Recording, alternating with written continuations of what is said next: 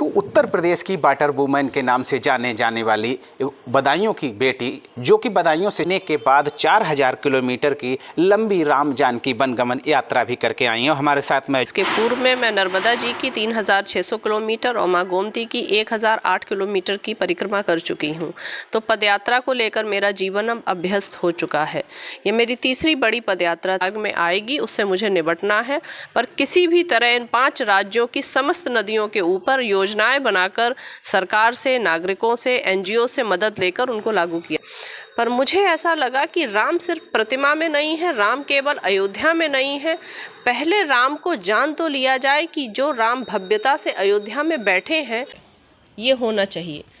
आध्यात्म का मतलब होता है जो भी परिस्थिति आपके जीवन में आए, आप उसको पूरी श्रद्धा, पूरी ईमानदारी और राष्ट्र के प्रति स्वयं को समर्पित करके निभाइए।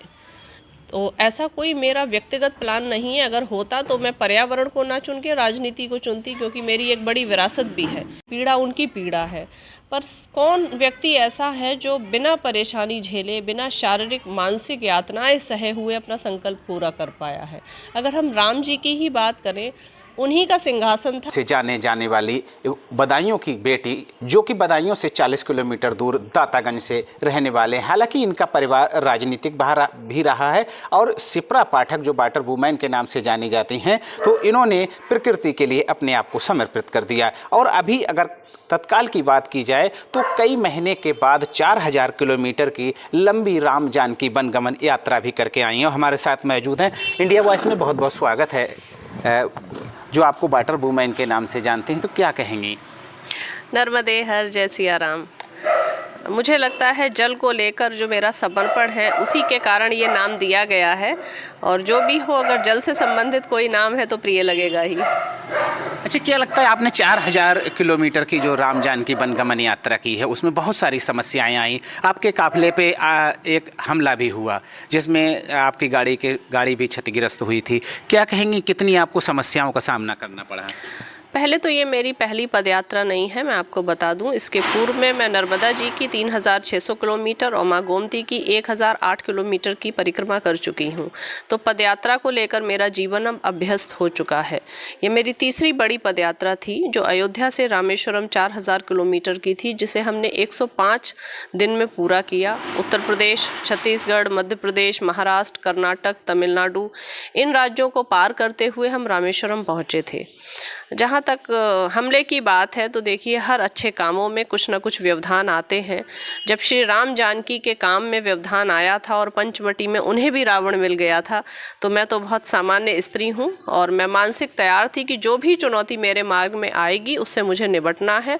पर किसी भी तरह इन 5 राज्यों की समस्त नदियों के ऊपर योजनाएं बनाकर सरकार से, नागरिकों से, एनजीओ से मदद लेकर उनको लागू किया जाएगा। अच्छा, प्रकृति की अगर बात की जाए तो आपने नदियों के किनारे जो है बहुत सारे पेड़ भी लगाए हैं, क्या कहेंगे इस पर? भारत की कम से कम 15-17 नदियों पर मेरा काम चल रहा है, जिस पर हमने 15 लाख पौधे लगाए हैं। नर्मदा, शिप्रा, सरयू, सोत, वरुणा, नाद, इस तरह की जो नदियां हैं, उन पर हम दोनों किनारों पर वृक्षारोपण कर रहे हैं। प्लास्टिक मुक्त घाट बने, इसके लिए हमने समितियां बनाई हुई हैं।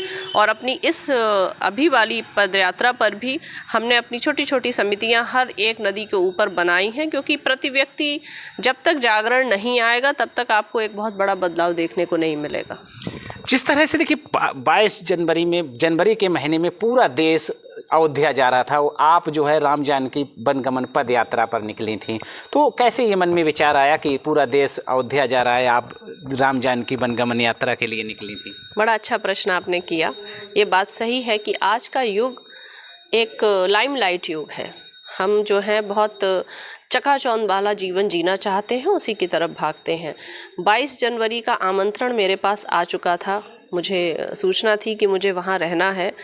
आदरणीय गोविंद देवगिरी जी का बहुत सानिध्य मुझे प्राप्त है, मार्गदर्शन प्राप्त है, और उनके मार्गदर्शन में ही ये यात्रा प्रारंभ हुई थी। तो जब मैंने पहली बार उनको बोला कि महाराज जी आशीर्वाद दीजिएगा और हम अगले महीने इस यात्रा पे निकल रहे हैं, तो उन्होंने कहा था कि सैकड़ों भारतवासियों का, हज़ारों लाखों भारतवासियों का सपना पूर्ण होने वाला है और इसका आमंत्रण भी तुम्हें है, तो तुम उस भव्य समारोह में तुम्हें रहना है।